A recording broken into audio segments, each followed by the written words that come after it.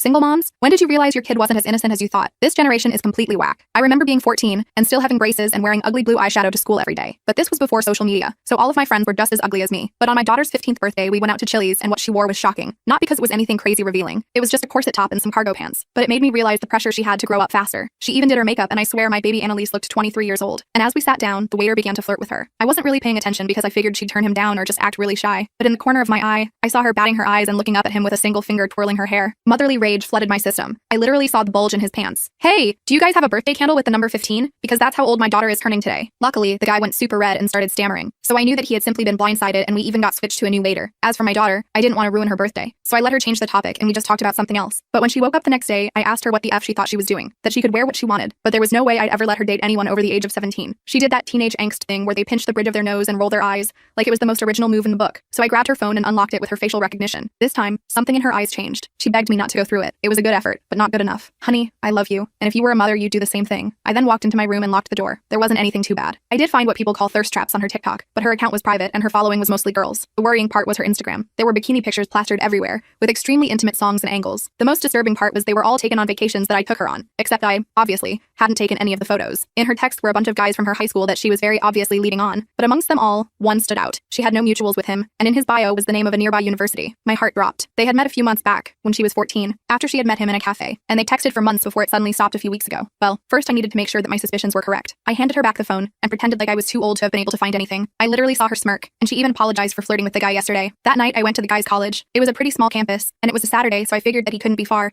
That's when I saw him, outside a frat house with Greek letters completely topless, DJing with a bottle of beer in his hand. I walked up the stairs and tapped him on the shoulder.